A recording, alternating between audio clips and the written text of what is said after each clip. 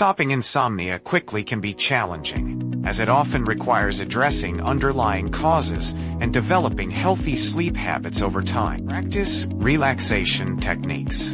Engage in activities that promote relaxation and reduce stress before bedtime. Create a sleep-conducive environment. Make sure your bedroom is dark, quiet, and at a comfortable temperature. Establish a consistent sleep schedule.